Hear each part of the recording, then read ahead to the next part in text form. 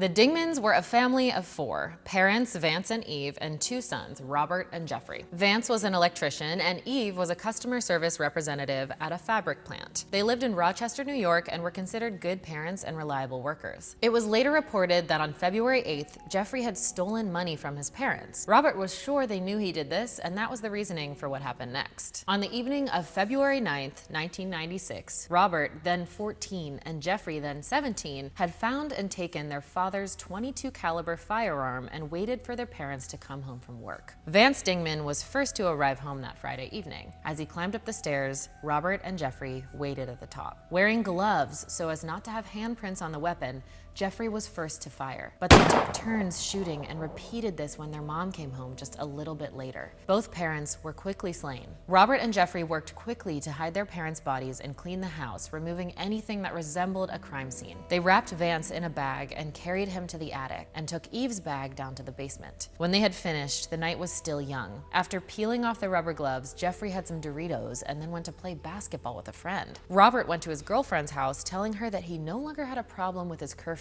The boys told their friends that their parents had gone on a spur-of-the-moment vacation. But on Monday, when Eve and Vance didn't show up for work, coworkers knew something was up. As I mentioned, they were both considered reliable workers and wouldn't just not call if they weren't going to be there. So their coworkers knew something was wrong and called the police. Police officer Anthony Macchione went to Robert's school, Spalding High School, to interview him. Robert told the officer he didn't know where his parents were. He said, "Hey, what's the problem? I'm 17 years old. I'm old enough to take care of my brother when my parents are gone. I don't see what the big deal is." But he agreed to allow police to search the home. Robert and Jeffrey waited together in the kitchen while police and detectives were at the house looking around. After visiting the attic, Detective Stacy Gilman asked Robert directly, "What's in the bag in the attic?" However, Robert pretended to not know what Stacy was talking about. I mean, totally busted. Robert and Jeffrey were arrested shortly after. They appeared in court only one time together as they stood trial for the murder of their parents. And while they originally stuck together on the story of what happened, even telling the lawyers about their father sometimes punching them over bad grades,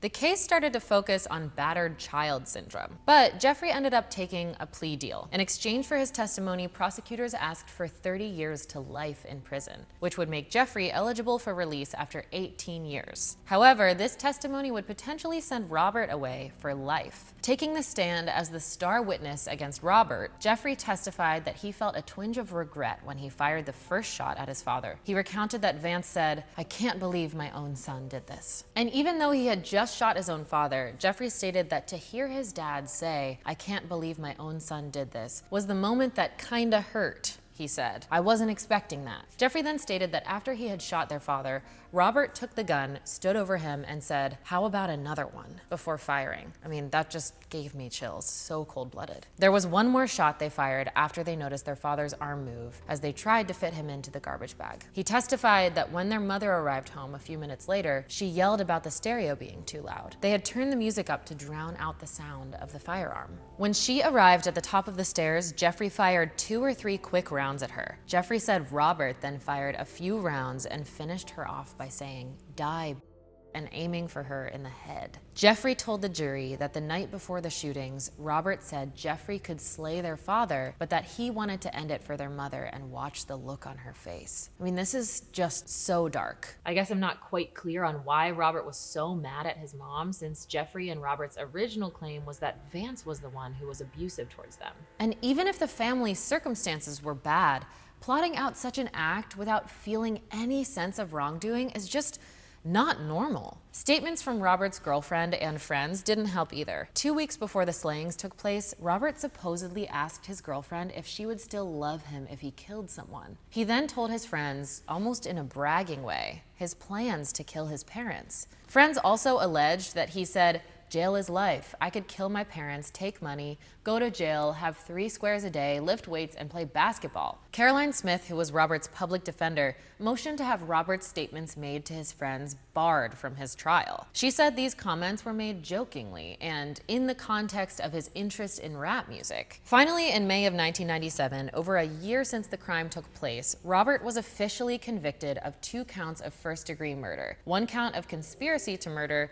and sentenced to life without parole. The jury believed that Robert was the mastermind behind this crime and that Jeffery, who was only 14 years old, was following what his older brother told him to do. In 2012, a new U.S. Supreme Court ruling established that life sentences without parole were a constitutional violation if the defendant was a minor at the time of the crime. This put the Dingman case back into the news because Robert, who was 17 years old when the crime took place, was able to ask for a resentencing hearing. The hearing didn't take place until 2018. During the hearing, Robert's own family members wrote to the court to talk about the good person he had become. Robert's maternal grandmother and aunt wrote to the presiding judge to ask for mercy and Robert's early release. But due to the crimes, the state wanted the resentencing to be 50 years to life. However, Robert's team pushed for 25 years. The argument was based on the differences between an adult, more specifically Robert's actions since his conviction, versus the level of maturity of a 17-year-old.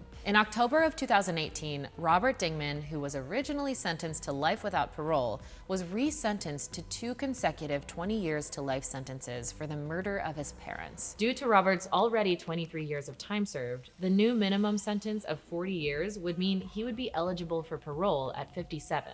In the hearing, Judge Tina Nadeau said she attempted to balance the senselessness of Dingman's premeditated crimes and the suffering caused by the terrible nature of the murders with the person Robert had become while serving his sentence. She talked about the variety of things he had done to improve himself and how he would advocate for other inmates, all while believing he'd never be released from prison. Nadeau said, "The defendant's young age at the time of the events and the defendant's behavior while in prison demonstrates that he has the capacity to reform. Those of us in the criminal justice system are aware of the importance of recognizing and encouraging rehabilitation and reintegration of offenders into society when we believe that punishment has served a purpose and when we see the defender has the ability and motivation to reform." During the resentencing hearings, Robert waited until the last day to speak. He read a letter he had written about living his life better than the person he was at 17, but said he didn't feel he deserved forgiveness. He said, "I do understand my actions aren't weighed on a scale, and that there's no amount of right that'll ever atone for the wrong I've done. Please believe how sorry I am for the loss and destruction that my actions and decisions have caused, and how much I wish I had been a stronger and better person to have made the right decisions instead of the wrong ones that I did." His actions at age 17 were horrific, but thankfully, he's had the time to think about his actions and seemingly become a better person. However, this case didn't end in 2018. In 2021, Robert tried to have the 2018 ruling overturned and wanted to have another trial. His defense team argued that waiting until Robert was 57 to re-enter society made no sense because at that age, there wouldn't be enough time